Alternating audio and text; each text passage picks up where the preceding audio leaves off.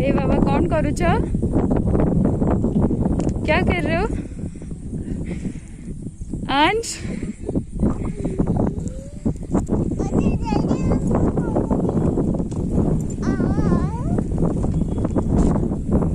क्या कर रहे हो अंश? बाबा व्हाट्स योर नेम? शिवांश। चले आ जाओ चलते हैं। मास्क नीचे करो, एक बार मास्क नीचे करो। घूमने घूमने चले जी। गंद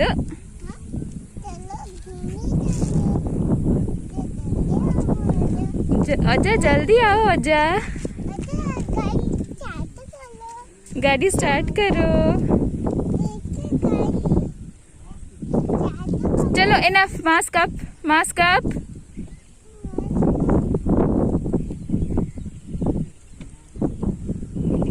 वेरी गुड। इधर देखो, इधर देखो। बाय बोल दो, बाय बोल दो।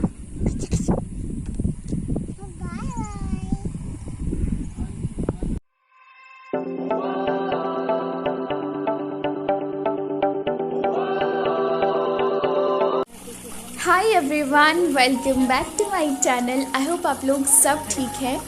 वैसे कुछ दिन पहले मैंने एक वीडियो डाला था धान की बुनाई के बारे में। अगर आप लोगों में से किसी ने उस वीडियो को नहीं देखा है, आई रिक्वेस्ट यू ज़रूर जाके देखना। उस वीडियो में मैंने आपको बोला था कि धान उगाने के 2 तरीके होते हैं, एक बुनाई है और एक रोपाई। उस वक्त बुनाई चल रहा था तो मैंने बुनाई तो दिखा दिया था, पर अब रोपाई का टाइम आया है तो आज हम वीडियो में रोपाई के बारे में देखने वाले हैं। आप ये सामने देख सकते हैं कि धान की रोपाई करने के लिए धान के पौधे एकदम तैयार है और उनको वो लोग अलग अलग कर रहे हैं। लेकिन अब बात आती है कि धान की रोपाई करने के लिए भी हमें धान का पौधा चाहिए होता है, वो कहाँ से आता है? जब धान की बुनाई कर रहे होते हैं ना, उसी वक्त क्या करते हैं, धान की रोपाई के लिए भी धान उगा दिया जाता है। बस फ़र्क सिर्फ इतना होता है कि जो बुनाई करते हैं वो दूर दूर डाल देते हैं धान को, लेकिन जिनको रोपाई करनी होती है वो धान को, बहुत सारे धान को एक ही जगह पे डाल देते हैं। और डालने के बाद जब रोपाई का टाइम आता है, थोड़ी थोड़ी बारिश शुरू हो जाती है, उस वक्त उन सारे धान के पौधों को अलग करके ऐसे बांध दिया जाता है। बांधने के बाद अब उनको उगाने के लिए जिस खेत में उनको उगाना होता है वहाँ पर वो थोड़ी थोड़ी दूरी में इनको रख देते हैं। इन पौधों को ऐसे बांध के पूरे खेत में थोड़ी थोड़ी जगह पे, थोड़ी थोड़ी दूरी पे रखने का बस एक ही कारण होता है कि जो लोग धान की रोपाई करने के लिए आते हैं ना, उनको धान का पौधा ढूंढने के लिए इधर उधर भागना ना पड़े। इसी के लिए वो लोग थोड़ी थोड़ी दूरी पे पहले से ही प्रिपेयर करके रख देते हैं, ताकि वो लोग जहाँ पे खड़े हैं उनको वहीं पे मिल जाए और वो लोग आराम से रोपाई करें, इधर उधर भाग के टाइम वेस्ट ना करें। और कई लोग इस स्टेज पे जब धान इतने हो जाते हैं ना, तो उसको बेचना भी प्रेफर करते हैं। जो रेडीमेड पैडी बोलते हैं ना, इसी को बोलते हैं।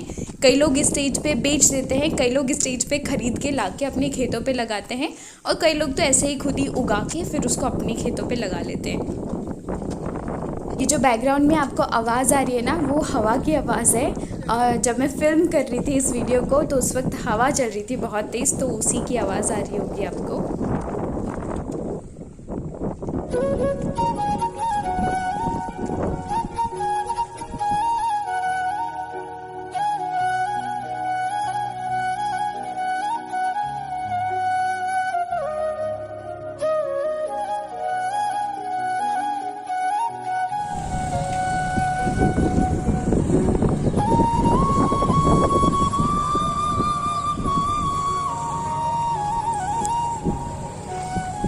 बहुत सारे खेतों में धान उगाने की तैयारी चल रही है, ट्रैक्टर्स चल रहे हैं बहुत सारे खेतों में।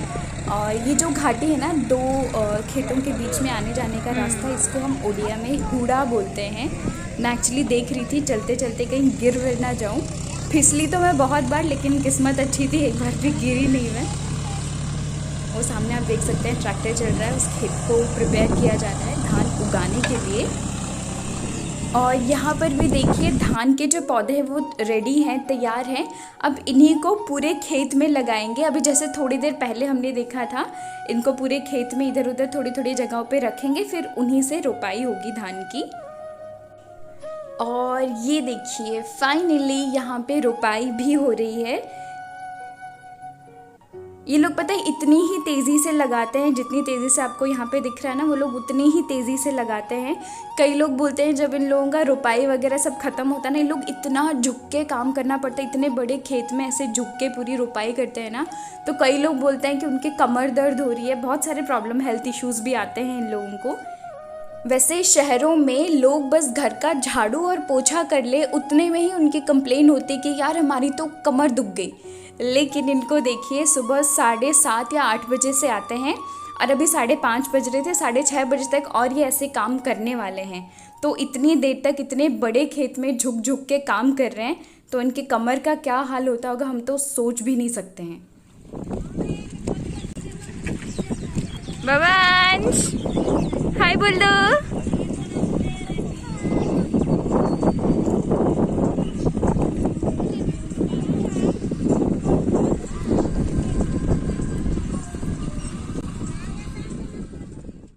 ये देखिए थोड़ा करीब से धान की रोपाई कैसे होती है। वैसे कई लोग ना अपना एक्सपीरियंस भी शेयर कर रहे थे। कहते हैं कि जो लोग नया नया रोपाई करने के लिए आते हैं ना, उनकी जो रोपाई करने की स्पीड होती है वो, और जो लोग एक्सपीरियंस्ड हो जाते हैं उन लोगों की जो स्पीड होती है ना, बहुत ज़्यादा फ़र्क होता है ज़मीन आसमान का।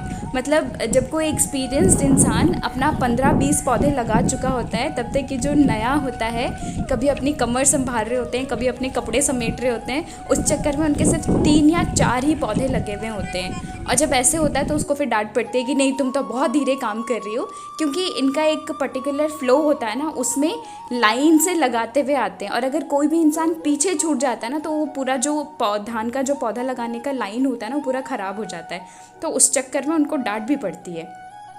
और यहाँ पे आप सामने देख सकते हैं कि कई सारे खेतों में धान की रोपाई हो चुकी है, कई सारे खेतों में तो बुनाई से ही पौधे आ चुके हैं, और कई सारे खेतों में अभी लगना बाकी है।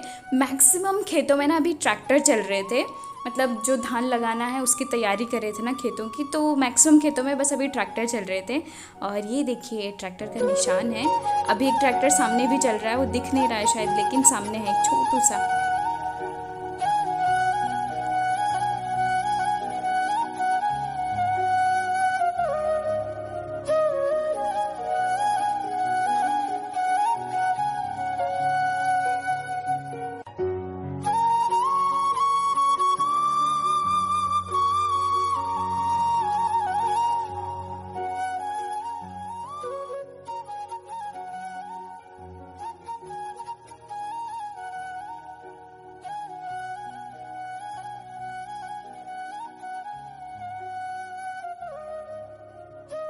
इस रास्ते पे चलते हुए बस एक ही चीज़ मेरे दिमाग में चल रही थी, सावधानी हटी, दुर्घटना घटी, और मैं सीधा मिलूंगी आप लोगों को कीचड़ में।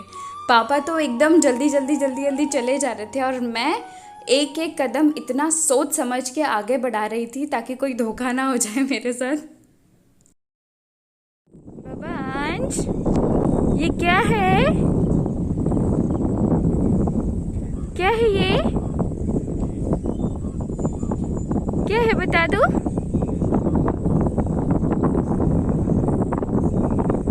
कौन करूँ जा बाबा, कहाँ पर आए हो?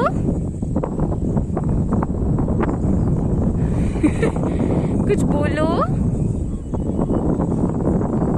क्या हूँ? यहाँ पे ये नज़ारा देखिए कितना हरा भरा और कितना पीसफुल है। बस आज के लिए इतना ही। आई होप आप लोगों को मेरा ये व्लॉग अच्छा लगा। Thank you so much for watching.